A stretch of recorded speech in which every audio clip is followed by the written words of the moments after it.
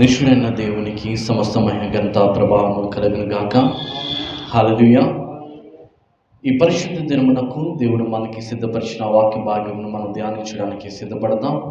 ఎందుకనగా ఆయన సర్వశక్తిమంతుడై ఉన్నాడు.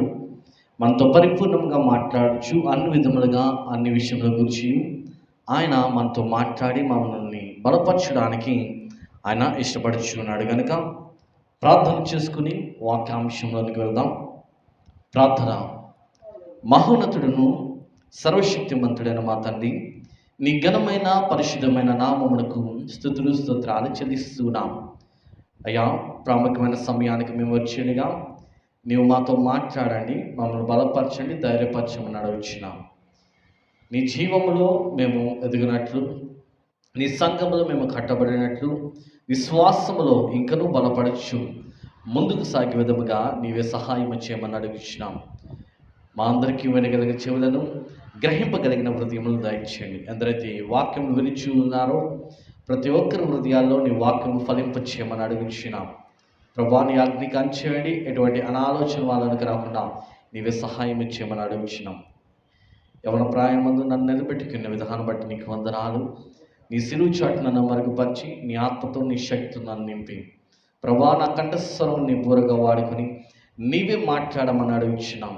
ప్రభానికి స్తోత్రాలు. సమస్తమును నీ నామముకు మాత్రమే మహిమ కలిగినట్లు నీ కార్యము జరిగించమని నజరేయుడును పరిశుద్ధుడు రక్షకుడైన యేసుక్రీస్తు వారి అతి శ్రేష్టమైన నామమున అడిగి వేడుకొనుచున్న మా పరమ తండ్రి, ఆమేన్. అందరికీ ప్రభువైన యేసుక్రీస్తు వారి నామమున వందనాలు. అయితే నేటి దినాన ప్రభు మనతో మాట్లాడుచున్న అంశము మరణమును గురించి. ఈ మరణము అనేది పుట్టిన ప్రతి మనుషునికి వస్తున్నటువంటి ఒక పని అయి ఉన్నది. అయితే మనలో అనేక మంది అనుకుంటూ ఉంటాం, మరణము అనగా అది ఘోరమైనది గాను, అది శాపమైనది గాను, ఎందుకులే చావు గురించే మాటలు అని మనం అనుకుంటుంటాం. అయితే వాక్యం సెలవిస్తుంది, మరణము గురించి మనము ముందుగానే సిద్ధపడినప్పుడు నిత్య జీవమునకు మనము సిద్ధం చేసుకుంటాం.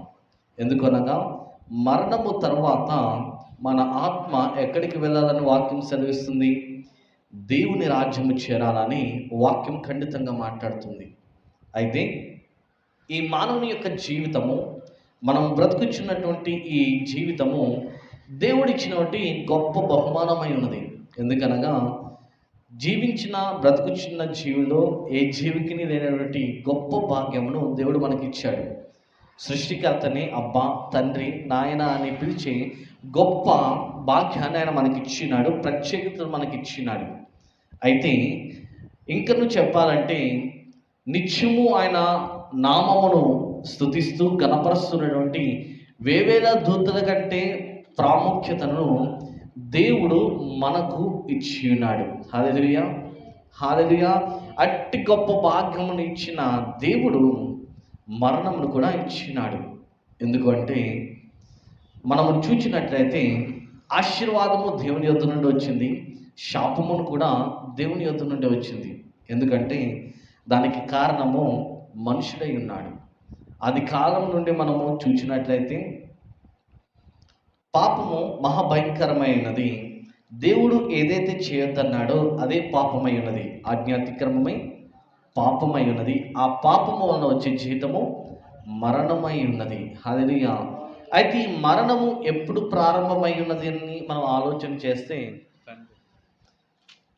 ఆది కాలంలో మనం చూసినట్లయితే దేవుడు ఆదాము అవ్వలను సృష్టించి మంచి చెడ్డ తెలియనిచ్చి వృక్షంను పెట్టి, దీన్ని మీరు ముట్టవద్దు, దీన్ని మీరు భుజించవద్దు, సమస్తము ఈ ఏదోను వనంలో ఉన్నటువంటి ఏ ఫలములైనా మీరు తినండి, ఆనందించుడని చెప్పినాడు. కానీ ఈ మంచి చెడ్డ తెలియనిచ్చు ఫలములు మాత్రము తినవద్దని ఒక ఆజ్ఞ ఇచ్చినాడు.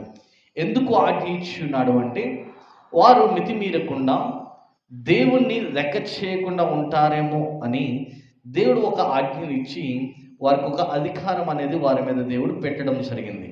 అయితే ఈ ఆదాము అవ్వలు దేవుని యొక్క మాటను లెక్క చేయకుండా వారు శోధింపబడి వారు పాపము చేయడం ద్వారా, దేవుని యొక్క ఆజ్ఞను మీరట ద్వారా వారికి పాపము సంక్రమించుట మనం ఆదికాండంలో చూడవచ్చు. అయితే ఈ విధముగా వారు ఆ ఫలమును తీసుకున్నట్టు ద్వారా వారికి దేవుని సన్నిధి నుండి ఇక్కడ శాపము వచ్చింది. ఆ శాపమే మరణమై ఉన్నది. హల్లెలూయా, హల్లెలూయా. అయితే మనము ఆలోచన చేస్తున్నటువంటి అంశం ఏమనగా, ఈ మరణము అనేది రెండు రకములుగా బైబిల్ గ్రంథం మనకు తెలియపరుస్తున్నది. మొదటిగా భౌతికమైన మరణము. మొదటిది భౌతికమైన మరణం అంటే ఈ శరీరానికి వచ్చేటువంటి మరణమై ఉన్నది. రెండవది ఆత్మానుసారమైన మరణము. అంటే ఈ దేహము కదిలి ఆడడానికి, అంటే ఈ దేహము కదలడానికి, పని చేయడానికి, మాట్లాడడానికి ఏదైతే ఆధారమై ఉన్నదో ఆ ఆత్మ మరణంలోనికి వెళ్తుంది. అది రెండవ మరణముగా బైబిల్ పరిశుద్ధ గ్రంథం మనకి తెలియపరుస్తుంది. ఆ రెండవ మరణము ఆత్మ మరణమై ఉన్నది. మొదటిది భౌతిక మరణమై ఉన్నది. ఈ భౌతిక మరణము మనకి ఎలా కనబడుచుంది అంటే, ఆదికాండము 4వ అధ్యాయము 8వ వచనములో, కయీను తన తమ్ముడైన హేబేలుతో మాట్లాడాను. వారు పొలములో ఉన్నప్పుడు కయీను తన తమ్ముడైన హేబేలు మీద పడి అతన్ని చంపెను. ఇరువురు అన్నదమ్ములు కూడా కలిసి దేవునికి అర్పణ అర్పించినప్పుడు దేవుడు తన తమ్ముడైనటువంటి హేబేలు అర్పణ అంగీకరించినప్పుడు తన అన్నైనటువంటి కయీనునకు రోషము పుట్టి, ద్వేషము పుట్టి అతని తమ్ముడైన హేబేలును చంపడం జరుగుతుంది. అతడు చంపినది శరీరమును, ఆత్మనైతే అతడు చంపలేడు, అధికారం లేదు. ఇది శరీర సంబంధమైన మరణము. అతడు చంపినా, అతను మరణించిన శరీర సంబంధమైన మరణమై ఉన్నది. అయితే ఆత్మ సంబంధ మరణము ఏమనగా ఆదికాండము 2వ అధ్యాయం 17వ వచనంలో కనబడుతుంది. ఇందాక చెప్పినట్లుగా 17వ వచనంలో, అయితే మంచి చెడ్ల తెలివినిచ్చు వృక్ష ఫలములను తినకూడదు, నీవు వాటిని తిను దినమున నిత్యముగా చచ్చెదవని నరునికి ఆజ్ఞాపించెను. హల్లెలూయా. సృష్టికర్త అయినటువంటి దేవుడు ఆజ్ఞ ఇచ్చి ఉన్నాడు. మంచి చెడ్డ తెలివినిచ్చు వృక్షమును, అవి ఇచ్చే ఫలమును నీవు ఎప్పుడైతే భుజిస్తావో, ఎప్పుడైతే తింటావో ఆ దినమున నీవు నిత్యముగా చచ్చెదవు. నీకు మరణం అనేది సంక్రమిస్తుంది, మరణం అనేది, చావు అనేది నీకు వస్తుందని దేవుడు ఆ దినాన్నే సెలవిచ్చి ఉన్నాడు. ఏమిటా మరణము అనగా, ఈ ఆదాము అవ్వలు శారీరకంగా కష్టపడాలి, వారు శ్రమించాలి, తద్వారా వారు భోజనానికి సంబంధించిన వాటన్నిటిని వారు పంచుకోవాలి, పండించుకోవాలి, వాటిని భుజించాలి. తర్వాత దేవుడిచ్చిన ఆయుష్కాలం అంతా వారు జీవించిన తర్వాత ఈ శరీరం నుండి ప్రాణం ఎప్పుడైతే వెళ్ళబడుతుందో అప్పుడు వారు మొదటి మరణమైనటువంటి భౌతిక మరణం పొందుతూ, వారి పాపము చేసినందుకు దేవుడు వారికి తీర్పు ఇస్తాడు కనుక, వారి పాపములో ఉన్నందుకు, వారి ఆత్మ రక్షింపబడలేనందుకు ఆత్మ నిత్య నరకాగ్నిలోనికి త్రోయబడుతూ ఉంటుంది. హల్లెలూయా. ఆత్మ ఎప్పుడైతే రక్షింపబడుతుంటుందో, శరీరంలో ఉన్నప్పుడే ఎప్పుడైతే ఆ వాక్యాన్ని విని, వాక్యాన్ని అనుసరించి, వాక్యము ద్వారా శరీరము ఎప్పుడైతే బాప్తిస్మ అనుభవంలోనికి, దేవుని యొక్క సంఘము అనుభవంలోనికి వస్తుందో ఆత్మ రక్షింపబడుతూ ఉంటుంది. హల్లెలూయా. మరణం అనేది, చావు అనేది మనము భయముగాను ఆందోళనగాను తీసుకునవచ్చు. అయితే నిత్య రాజ్యము మనం చేరాలి అంటే, పరలోక రాజ్యం మన ఆత్మ చేరాలి అంటే ఒకే ఒక్కటి మార్గము, అదే మరణమై ఉన్నది. హల్లెలూయా. అయితే మనం అనుకోవచ్చు, చనిపోతే నిజముగా పరలోకం వెళ్ళిపోతామని. బలవంతంగా మరణం తీసుకుంటే మాత్రము అది దేవుడు సహించేటువంటి మరణము కాదు. ఎందుకనగా ఈ శరీరము మీద మనుషునికి ఎట్టి అధికారము లేదని లేఖనము సెలవిస్తున్నది. హల్లెలూయా. అందుకే మరణము అనగా ఈ శరీరము నుండి ఆత్మ ప్రాణము వేరు చేయబడము. మనుషుడు 3 లక్షణములు కలిగి ఉంటాడు. 1 ఆత్మ, 2 శరీరము, 3 ప్రాణమై ఉన్నది. ఎప్పుడైతే ఈ శరీరం నుండి ఆత్మయు ప్రాణము వేరు చేయబడుతుందో దానిని ఎడబాటు అంటాం. ఆ ఎడబాటే మరణముగా చెప్పబడుతూ ఉంటుంది. హల్లెలూయా, హల్లెలూయా. ఆ ఎడబాటు లేని ఎడల ఈ ఆత్మ, ఈ శరీరంలో ఉన్నటువంటి ఆత్మ దేవుని చెంతకు చేరదు. ఈ ఆత్మ ఎప్పుడైతే దేవుని చెంతకు చేరుతుందో నెమ్మది పొందుతుంది, మనశ్శాంతి పొందుతుంది, అక్కడ దేవునితో సహవాసం కలిగి ఉంటుంది. ఈ లోకంలో దేవుడు అంటూ ఉన్నాడు, కొంతకాలము మాత్రమే ఈ లోకంలో జీవించడానికి దేవుడు మనకి అధికారాన్ని ఇచ్చాడు తప్ప శాశ్వత కాలము మనం భూమి మీద ఉండడానికి దేవుడు మనకి ఎటి అధికారము అయినా ఇవ్వనే లేదు. గనక మనము ఎప్పుడైతే ఈ శరీరంతో కలిసి ఉంటామో అప్పుడు మాత్రమే ఆత్మ అనేది రక్షింపబడుతుంటుంది. ఆత్మ, ప్రాణము శరీరంతో కలిసి ఉన్నప్పుడు మాత్రమే ఆత్మకు రక్షణ అనేది వస్తుంది. ఎందుకనగా ఈ శరీరంలో ఆత్మ ఉన్నప్పుడు మాత్రమే ఈ శరీరము కదులుతుంది, శరీరము మాట్లాడుతుంది. నువ్వు రక్షణ పొందాలన్నా, శాపము పొందాలన్నా, రక్షింపబడాలన్నా, నశించిపోవాలన్నా ఈ శరీరంలో ఆత్మ ఉన్నప్పుడు మాత్రమే నువ్వు చేసే క్రియల మీద, నువ్వు చేసే విశ్వాసం మీద, నువ్వు చేసే భక్తి మీద మాత్రమే ఆధారపడి ఆత్మకు తీర్పు తెచ్చబడుతుంది. ఒకవేళ ఈ శరీరం నుండి ఆత్మ వేరు చేయబడి ఆత్మ మన యొద్దకు వచ్చి మాట్లాడినప్పుడు ఏ మనుషుడైనా వింటాడా? దయ్యం వచ్చింది, భూతం వచ్చిందని పారిపోతాడే తప్ప ఆత్మ చెప్పే మాటలు ఎవరునో విననొల్లరు. గనుక మనము రక్షింపబడాలి అంటే, నీవు రక్షణ పొందాలి అంటే నీ బ్రతుకు దినములు ఉన్నంత వరకు మాత్రమే, ఈ శరీరంలో ఆత్మ పనిచేస్తున్నంత కాలములోనే నీవు మారు మనసు పొందాలి, నీవు రక్షింపబడాలి, యేసుక్రీస్తు ప్రభును సొంత రక్షకునిగా అంగీకరించాలి. ఒకవేళ ఈ శరీరం నుండి ప్రాణం ఎప్పుడైతే వేరు చేయబడుతుందో ఆత్మకు బాప్తిస్మం లేదు, ఆత్మకు రక్షణ లేదు, ఆత్మకు మారు మనసు లేదు, ఆత్మకు నెమ్మది లేదు. ఆత్మ రక్షింపబడాలి అంటే మనము బ్రతికి ఉన్నప్పుడు మాత్రమే అది జరుగుతుంటుంది. ఆలోచన చేయండి. అయితే ఈ మరణము అనేది ఆదాము అవ్వల దగ్గర నుండి ప్రారంభమై అది పాపముగా మారి అది శాపంగా మార్చబడి నేటి దినము వరకు ప్రతి మనిషిని కూడా వేధిస్తూ రోధిస్తూ తన పాపంలోనికి అది త్రోసివేయబడుతూ ఉంటుంది. హల్లెలూయా, హల్లెలూయా. మరణం గురించి ఒక ఆలోచన వచ్చింది అని నేను అనుకుంటున్నాను. ఎందుకనగా మనము ఈ శరీరంతో, మరలా చెప్తున్నా, ఈ శరీరంతో ఆత్మ ఉన్నప్పుడు మాత్రమే మనము ఏం పొందాలి? రక్షణ పొందాలి. మనకి ఇంకా సమయం ఉందిలే, ఇంకా ఎంజాయ్ చేయొచ్చులే, తర్వాత చూద్దాంలే, నాకు అనిపించినప్పుడు నేను పొందుతానులే అని మనం అనుకున్నప్పుడు ఆ దినములు, ఆ సమయంలో మనవి కాదనుకోండి. ఒకవేళ దేవుని చిత్తమైతే ఆయన పిలుపుని అందుకున్నాం అనుకో, మన పరిస్థితి ఏమవుతుంది? నువ్వు వాక్యములు బలపడి ఉన్నావా? రక్షణలో బలపడి ఉన్నావా? మారు మనసు పొంది ఉన్నావా? నీ సమస్తం అంతటిని, నీ స్థితిగతులను నీవు మార్చుకున్నావా అని దేవుడు మనం ప్రశ్నిస్తే మనం ఏ సమాధానం ఇస్తాం? కనుక ఆలోచన చేయండి. ఈ శరీరంలో ఆత్మ పనిచేస్తున్నప్పుడు మాత్రమే మనము రక్షణ పొందాలి. విశ్వాసులైన క్రైస్తవులు మరణము గురించి భయపడకూడదు అని వాక్యం సెలవిస్తుంది. ఎందుకో తెలుసా? ఫిలిప్పీలకు రాసిన పత్రిక 1వ అధ్యాయము 21 నుండి 24 వచనములు.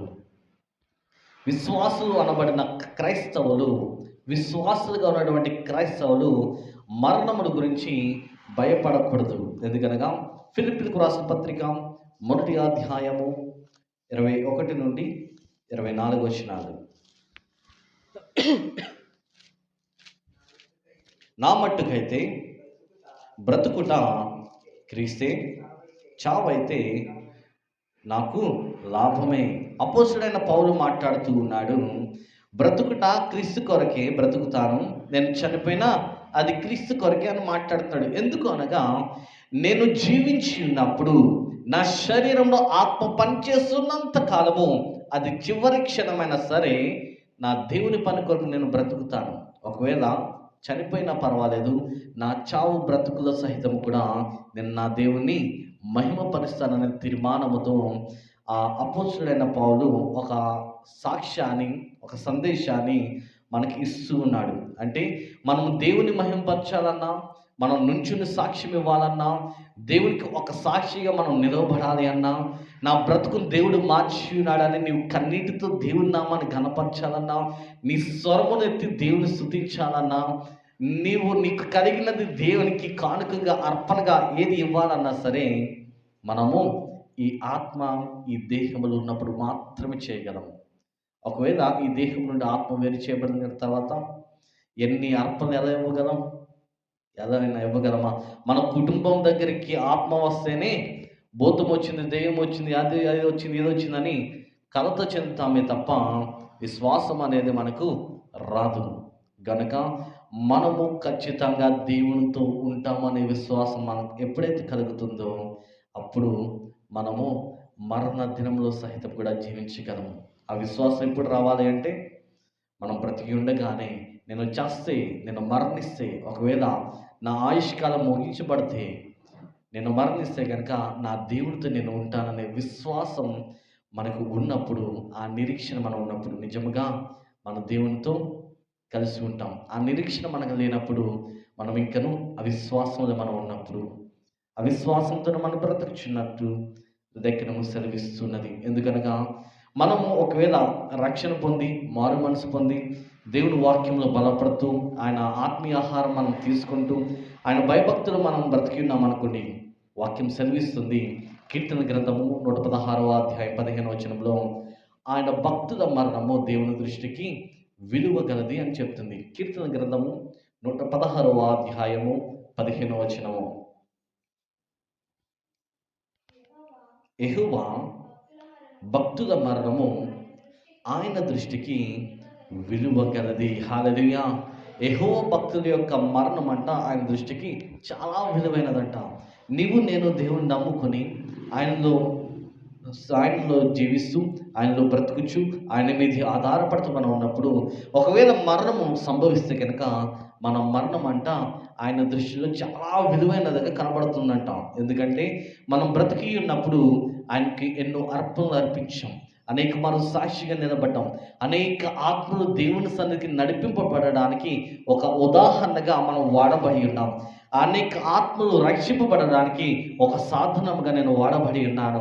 నేను బ్రతికిన కాలమంతా కూడా దేవుని ఎరగని అనేక ఆత్మలకు నాకు తెలిసిన వాక్యమును, నేను వినిన వాక్యమును, నేను నేర్చుకున్న విశ్వాసమును నేను పంచిపెట్టబడి ఉన్నటువంటి భక్తుడనై నేను ఉన్నప్పుడు దేవుడు మన మరణముల గురించి ఎంతో సంతోషిస్తాడు. ఆయన దృష్టిలో విలువ కలిగిగా కనబడుతుంటుంది. మనం అట్టి భక్తి మనలో లేనప్పుడు, అటు విశ్వాసం మనలో లేనప్పుడు, మనం దేవుని భయభక్తులము కలిగి ఉన్నామని పైకి చెబుతూ ఆ భయభక్తులు మన జీవితంలో క్రియల ద్వారా మనం చూపించలేనప్పుడు మన మరణము దేవుని దృష్టికి ఎలా కనబడుతుంది? విలువ లేనిదిగా కనబడుతుంది. అందుకే మనము యెహోవా భక్తుల యొక్క మరణంలో ఎలా అయితే విలువ కలదిగా కనబడుతున్నదో మరణము కూడా మన క్రియల ద్వారా దేవుని దృష్టికి మనము విలువ కలిగిన వారి వలె మనం ఉందాం. ఆదికాండము 3వ అధ్యాయం 19వ వచనం చూద్దాం.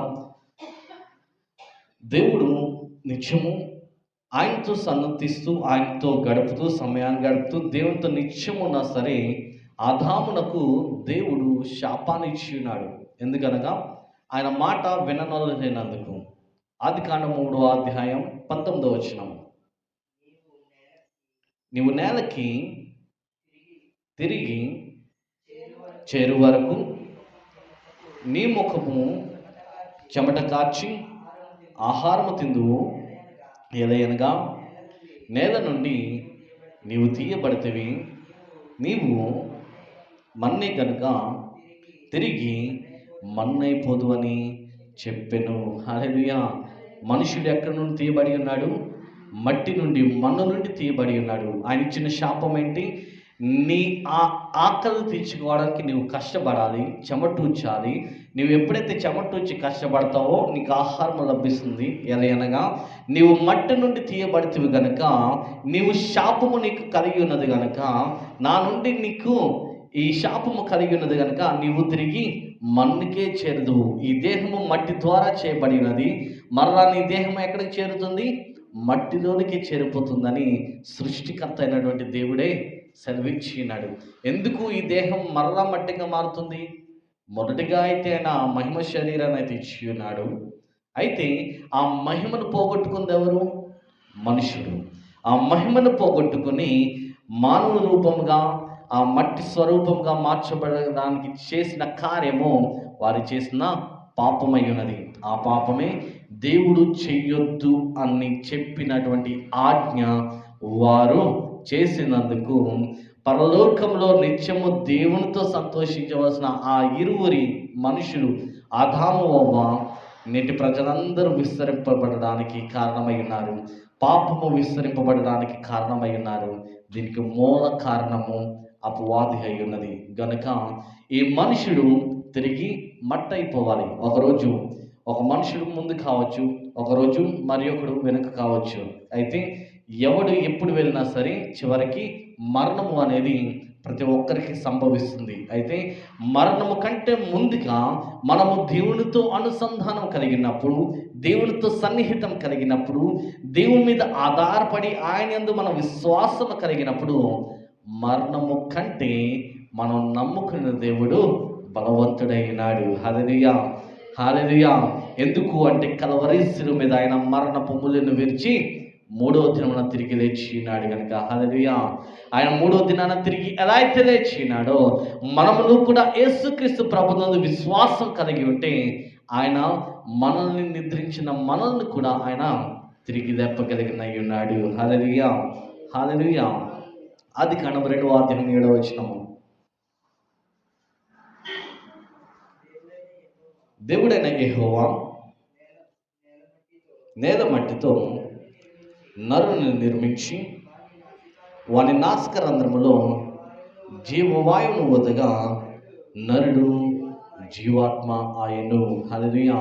అంటే ఈ మట్టి బొమ్మలో పనిచేస్తున్నటువంటి ఆత్మ ఎవరి ఆత్మ అయి ఉన్నది? దేవుని ఆత్మ అయి ఉన్నది. ఆ ఆత్మ జీవాత్మగా పనిచేస్తున్నది. అయితే ఈ మట్టి బొమ్మ ఎక్కడి నుండి తీయబడి ఉన్నదని చదివించింది వాక్యము. మట్టి నుండి తీయబడినది, మట్టిగా ఉన్నది, తిరిగి మట్టిగా మారబోతుంది. అయితే ఈ నాసికారంధ్రముల ద్వారా ఈ మట్టి బొమ్మలకు వచ్చిన జీవాత్మ ఎక్కడి నుండి వచ్చింది?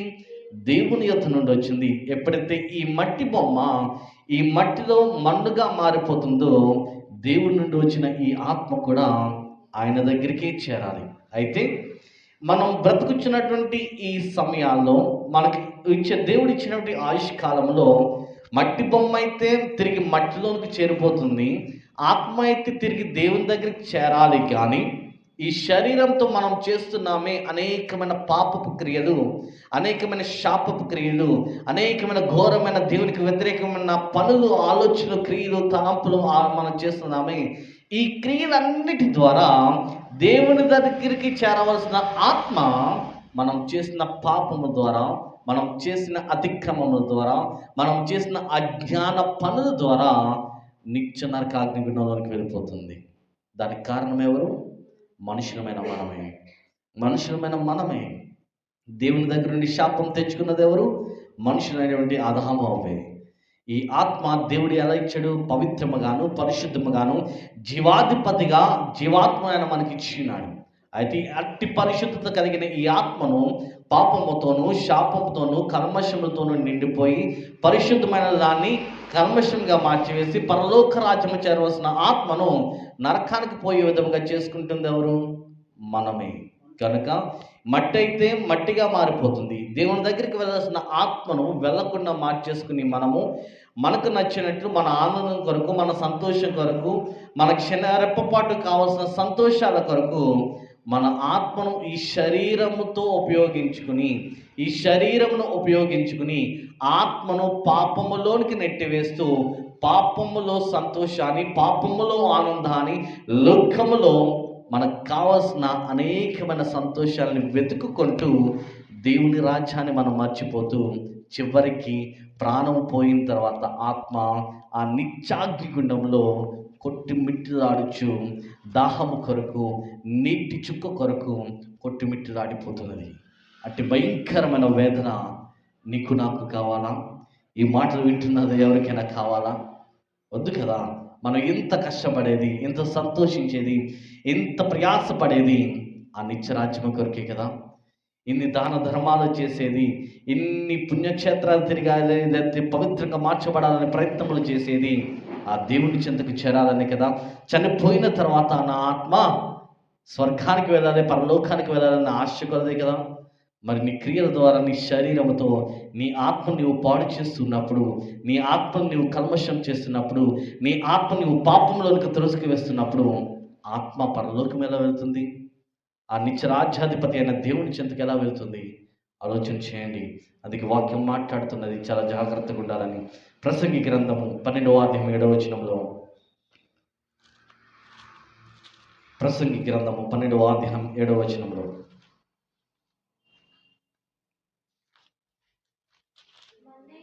మన్నైనది వెనుకటి వలనే మరలా భూమికి చేరును, ఆత్మ దాన్ని దయచేసిన దేవుని యొద్దకు మరలా పోవును. ఇప్పటివరకు చెప్పిన వాక్యం అదే.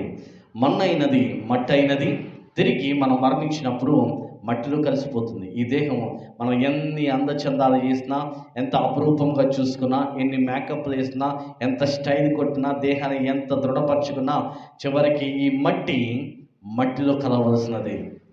మనం దేహం బాగుంది, శరీర ఆకృతి బాగుందని ఎన్ని స్టైల్స్ చేసినా, ఎన్ని మనుషులు ఆకర్షించుకొనడానికి ప్రయత్నం చేసినా చివరికి మట్టిలో కలవలసింది. వాక్యం అదే సెలవిస్తుంది. మన్నైనది వెనుకటి వలన మరలా భూమికి చేరును.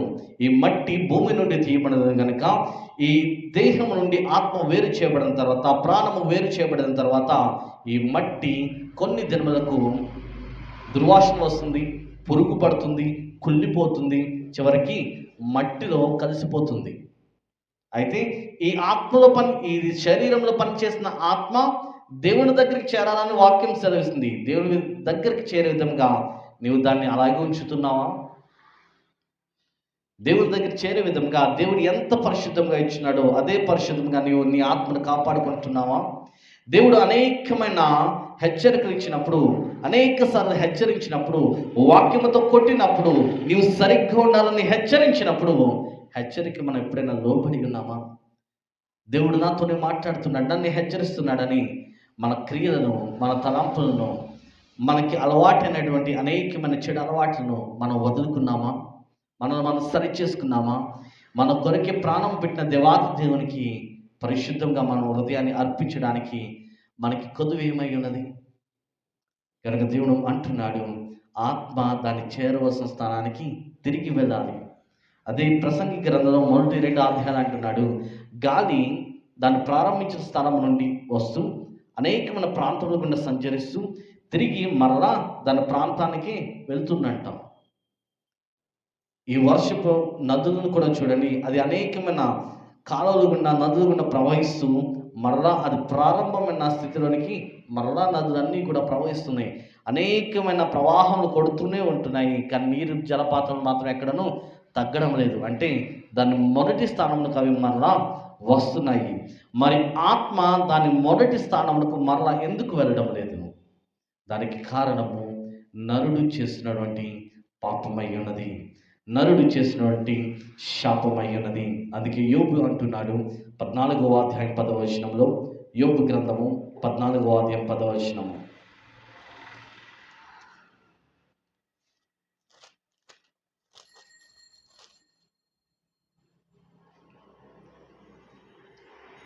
అయితే నరులు మరణమై కదలలేక పడియుందురు, నరులు ప్రాణము విడిచిన తర్వాత వారేమైపోదురు? 430 పేజీ పాత నిబంధన గ్రంథము. అయితే నరులు మరణమై కదలలేక పడియుందురు. అయితే మరణము తర్వాత వారి గతి ఏమోను? ఇది మనుషులకు వచ్చేటువంటి ప్రశ్న, అనేకమైన శాస్త్రవేత్తలకు వచ్చేటువంటి ప్రశ్న. అయితే బైబిల్ గ్రంథం చాలా స్పష్టంగా మాట్లాడుచున్నది, మరణం అయిన తర్వాత, దేహం నుండి ఆత్మ వేరు చేయబడిన తర్వాత, పైన చెప్పబడిన వాక్యం ప్రసంగి గ్రంథం, ఆత్మ దాన్ని దయచేసిన వారి యొద్దకు తిరిగి వెళ్తుంది.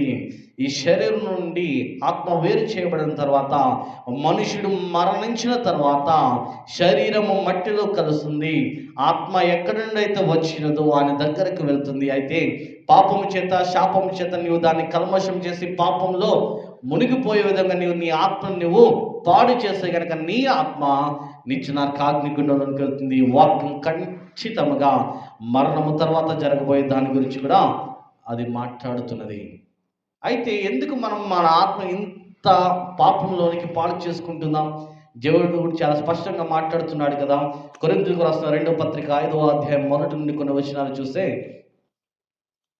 కొరింథీయులకు రాసిన 2వ పత్రిక 5వ అధ్యాయం మొదటి నుండి కొన్ని వచనాలు చూస్తే కనుక మాట్లాడుతూ చాలా స్పష్టంగా మాట్లాడుతున్నాడు. మనుషుడు తన ఆత్మను పాడు చేసుకొనకూడదు, మనుషుడు తన దేహమును పాడు చేసుకొనకూడదని చాలా స్పష్టంగా మాట్లాడుతున్నాడు. కొరింథీయులకు రాసిన 2వ పత్రిక 5వ అధ్యాయం మొదటి నుండి, భూమి మీద మన గుడారమైన ఈ నివాసము శిథిలమైపోయినను చేతి పని కాక దేవుని చేత కట్టబడినదియు నిత్యమైన నివాసము పరలోకమందు మనకున్నదని ఎరుగుదుము. భూమి మీద ఈ నివాసము అంటే మనం తల్లి గర్భం నుండి పిన్నముగా ఏర్పడి మనం జన్మించినది మొదలుకొని మరలా మన ఆయుష్కాలం అంతా కంప్లీట్ అయ్యి పూర్తిగా అయ్యి మనం మరణించేంత వరకు కూడా ఉన్నటువంటి సమయము ఈ భూమి మీద గుడారమై ఉన్నది.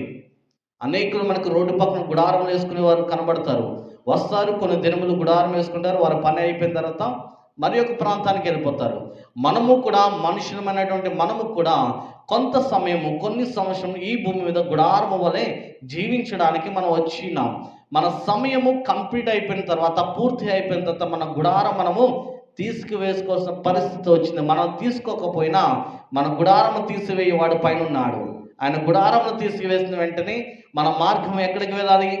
జీవ మార్గమైనటువంటి పరలోక రాజ్యం వెళ్ళాలి తప్ప నిత్య నరకాగ్ని గుణంలోనికి మనం వెళ్ళకూడదు.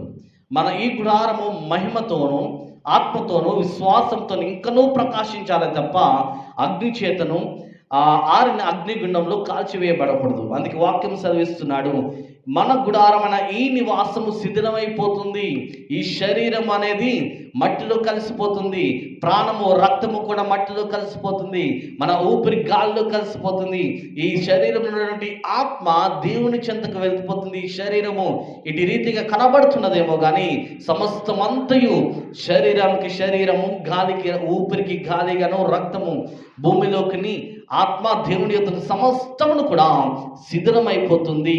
చేతి పని కాక దేవుని చేత కట్టబడినది, మనుషులు ఎవరు పని చేయకుండా దేవుని నోటి మాట ద్వారా కలుగ చేయబడినట్టు పరలోక రాజ్యములో మన నిత్య నివాసము ఎవరి చేత కట్టబడకుండా, ఎవరి చేత కదలబడకుండా, శాపము కానీ, కన్నీరు కానీ, దుఃఖము కానీ, వేదన కానీ ఎలాంటి పరిస్థితులు లేకుండా నిత్య సంతోషమును, నిత్య ఆనందమును, నిత్యము వెలుగుమయముతో దేవుని సన్నిధించేటువంటి పరలోక రాజ్యము ఉచితముగా దేవుడికి ఇస్తాను, అది సిద్ధపరిచున్నానని దేవుడు ఈనాడు మనకు సెలవిచ్చున్నాడు కదా. దేని కొరకు నీవు ప్రయాసపడుతున్నావు? దేని కొరకు నీవు కష్టపడుతున్నావు? దేని కొరకు నీ ఆత్మ నీవు పాపంలోనికి పోనిచ్చి, దేని కొరకు నీ ఆత్మ నీవు పాడు చేసుకుంటున్నావు?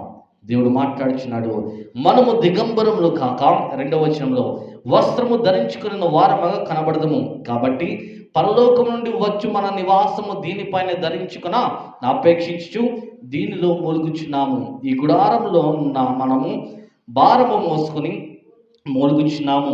ఇది తీసివేయవలని కాదు కానీ మత్స్యమైనను జీవము చేత మృంగివేయబడినట్లు ఆ నివాసము దీనిపైన ధరించుకున్న కోరుచున్నాము.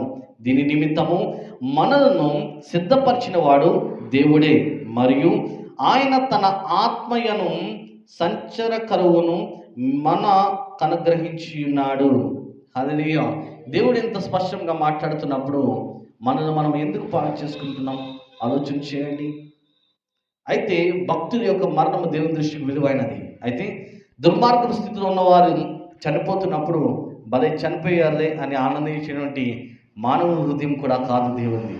వారు చనిపోయినా కూడా దేవుడు ఫీల్ అవుతాడా అని మనం అనుకుంటే, యెహెజ్కేలు గ్రంథం 33వ అధ్యాయం 11వ వచనంలో ఆయన అంటున్నాడు, దుర్మార్గ మరణము ఆయనకు సంతోషము కాదు అని వాక్యం సెలవిస్తుంది. యెహెజ్కేలు గ్రంథం 33వ అధ్యాయం 11వ వచనంలో దుర్మార్గుల మరణము ఆయనకు సంతోషము కలదు. ఎందుకు దుర్మార్గుల మరణం?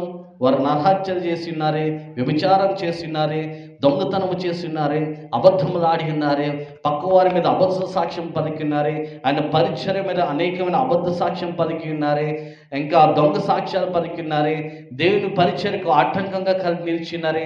ఇలాంటి అనేక అనేకమైన ప్రాణములు తీసి ఉన్నారు, దేశముల మధ్య చిచ్చులు పెట్టి ఉన్నారు, మనుషుల మధ్య విభేదం పుట్టించున్నారు. ఇన్న ఘోరమైన పాపములు చేసినా సరే దేవుడు వారి మరణముల గురించి కూడా ఆయన చింతిస్తూ ఉన్నాడంట.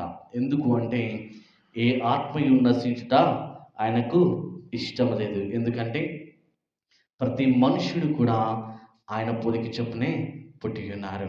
ప్రతి మనుష్యుడు కూడా ఆయన మాట ద్వారానే జన్మించినాడు కనుక ఆయన పిల్లలు, ఆయన కుమారులు, ఆయన కుమార్తెలు నశించుట తండ్రికి ఇష్టం ఉండదు. తండ్రి తన కుమారుడు, కుమార్తె, తన పిల్లలు నశించుట, దుఃఖించుట, వేదన చెందుట భరించగలడా? సహించగలడా? ఆయనకి తండ్రికి ఇష్టమా? ఇష్టం ఉంటుంది కదా. అదే విధముగా మన పరలోకపు తండ్రి కూడా దుర్మార్గుడైనను మంచివాడైనను అతడి మరణము దేవుని దృష్టికి సంతోషము కలుగచేయదంట. అతడు నిత్యము తన ఆత్మను ఎవరైతే రక్షించుకుని నిత్యరాజ్యంలో ప్రవేశిస్తారో వారిని బట్టి దేవుడు సంతోషిస్తాడు. ఒకవేళ పాపంలో ఉండి శాపంలో ఉండి నువ్వు మరణించావనుకో, నీ ఆత్మ నరకానికి వెళ్తుంది. నా కుమారుడు నశించిపోతున్నాడు, నా కుమార్తె నశించిపోతుందని దేవుడు కన్నీరు కారుస్తాడే తప్ప ఆయన సంతోషించేవాడైతే కాదు. అందుకే మనము ప్రాణం ఉన్నప్పుడు మాత్రమే, సామెత ఉంటుంది కదా, దీపం ఉన్నప్పుడు మాత్రమే నీ ఇంటిని నువ్వు చక్కబెట్టుకోవాలని. ఈ దేహములో ఆత్మ ఉన్నప్పుడు మాత్రమే మనల్ని మనము సరిచేసుకోవాలి. ఈ దేహములో ఆత్మ ప్రాణము ఉన్నప్పుడు మాత్రమే మన ప్రతి శాపమును, ప్రతి పాపమును విడనాడి విడిచిపెట్టి దేవునికి ఇష్టమైన వారిగా మనము పనిచేయాలి. ఇదే మాట దేవుడు వాక్యం ద్వారా మాట్లాడుతున్నాడు. యాకోబు పత్రిక 2వ అధ్యాయం 26వ వచనము. యాకోబు పత్రిక 2వ అధ్యాయము 26వ వచనము.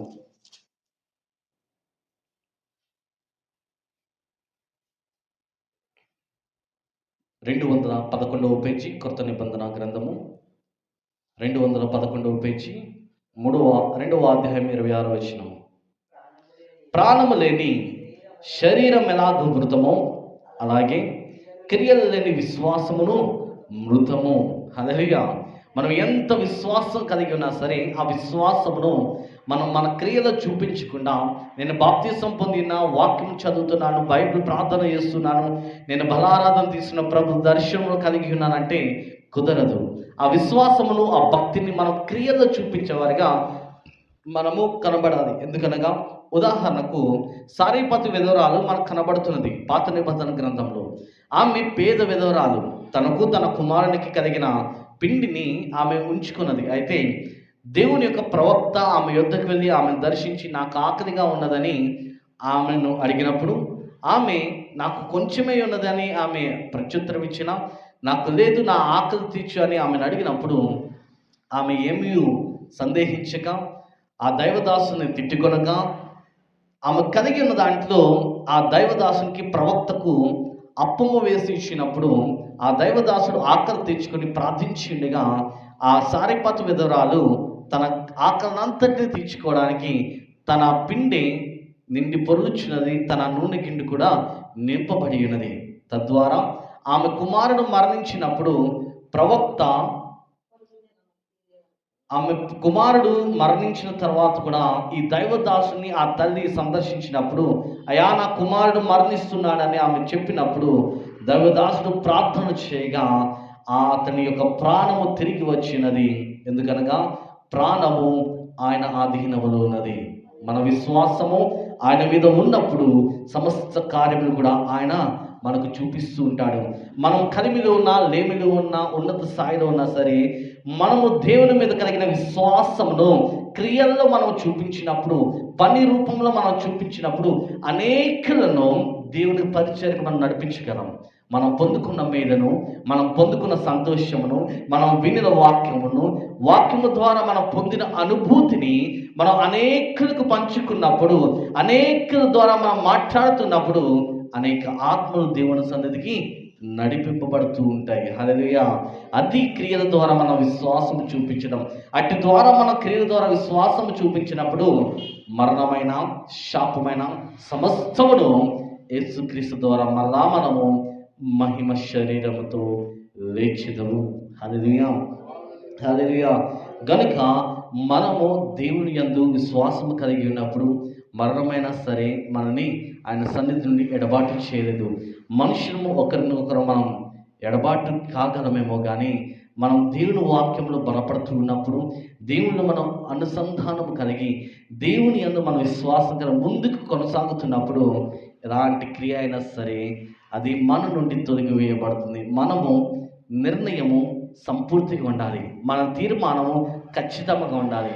మనము దేవునితో అంటు కట్టబడుతున్నప్పుడు ఏ పాపమైన, ఏ వ్యర్థమైన క్రియ అయినా, ఏ వ్యర్థమైన అలవాటైనా సరే మన నుండి వేరు చేయడానికి దేవుడు మనకి సహకారాన్ని ఎప్పుడు అందిస్తూ ఉంటాడు.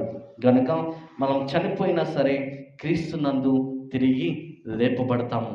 యేసుక్రీస్తు ప్రభువును తండ్రి అయిన దేవుడు ఎలా అయితే మృతుల నుండి లేపి ఉన్నాడో, మనమును కూడా ఆయనలో బలపడి ఆయన విశ్వాసం ఉంచి ఆయన మీద ఆధారపడినప్పుడు మనము మరణించిన మనం ఆయన యందు నిద్రిస్తాం. కాబట్టి యేసుక్రీస్తు ప్రభు వలె మనల్ని కూడా ఆయన తిరిగి లేపనయ్యున్నాడు. హల్లెలూయా, హల్లెలూయా.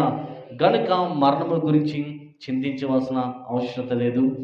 మనము దేవుని భక్తులమై ఉన్నప్పుడు మరణము గురించి ఆందోళన చెందవలసిన అవసరత లేదు. మనం యేసుక్రీస్తు ప్రభువు మీద ఆధారపడినప్పుడు మరణము గురించి దుఃఖించవలసిన అవసరత లేదు. నేను పూర్తిగా యేసుక్రీస్తు ప్రభువులో ఆనందిస్తున్నాననే విశ్వాసం నీకున్నప్పుడు మరణము గురించి భయము చెందవలసిన అవసరత లేదు. నేను నిజముగా ఆయనలో రక్షింపబడి ఉన్నాననే తెగింపు నీలో ఉన్నప్పుడు మరణము గురించి ఆందోళన చెందవలసిన అవసరత లేదు. ఈ లోకపు శాపమైన ప్రతి క్రియను నేను విడనాడి దేవుడు నాకు సెలవిచ్చిన సమస్తమును నేను వెంబడిస్తున్నాననే నమ్మకం కలిగినప్పుడు గనుక మనం దేవుని వైపు చూద్దాం, దేవుని వాక్యాన్ని వెంబడించుదాం. ఆయన రాజ్యంలో ఆయన ఉచితంగా ఇచ్చే ఆయన కృపను పొందుకుందాం. ఆ పరలోక రాజ్యంలో మనుషుడు ఎవ్వడూ కట్టలేని ఆయన నిర్మించినటువంటి ఆ రాజ్యంలో మనమును ప్రవేశించినట్లు మనల్ని మనము వాక్యం ద్వారా సరిచేసుకుని ఆ మహిమ రాజ్యంలో మనమును కూడా మన సమయం వచ్చినప్పుడు మనమును ప్రవేశించుదాం. ఆమేన్.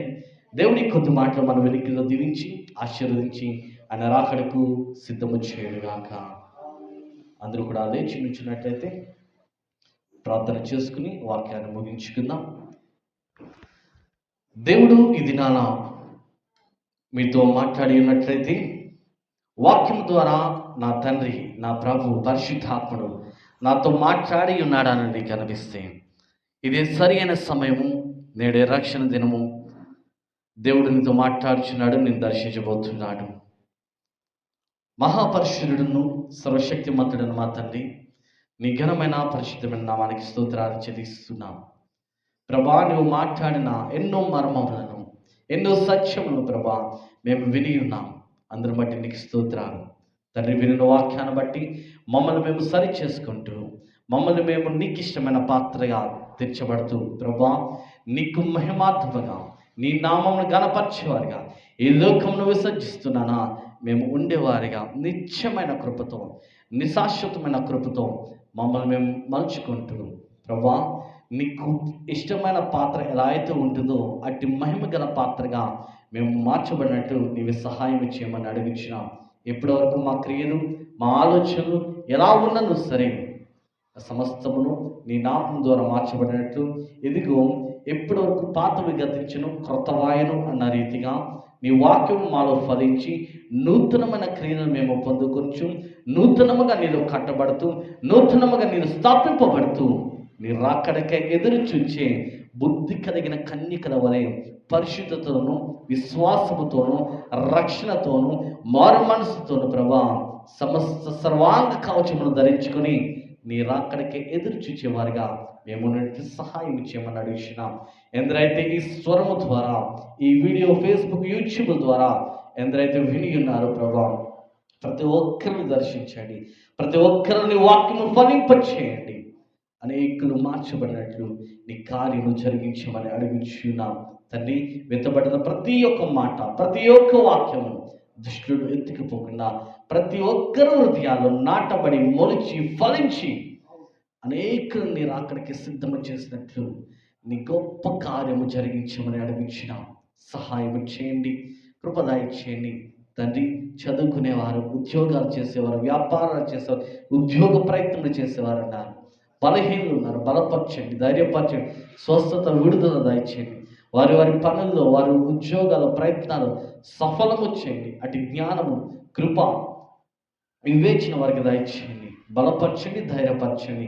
నీ చిత్తమైతే, నిరాకడ ఆలస్యమైతే మేమందరం కూడా మరొకసారి నీ సన్నిధిలో కూడి నీ నామాన్ని కనపరుస్తుంది. నీ వాక్యపు యొక్క మర్మములు, సత్యములు మేమందరం తెలుసుకున్నట్లు నీవి సహాయం చేయమని అడిగించిన ఈ పరిచయం విస్తరింపచేయండి.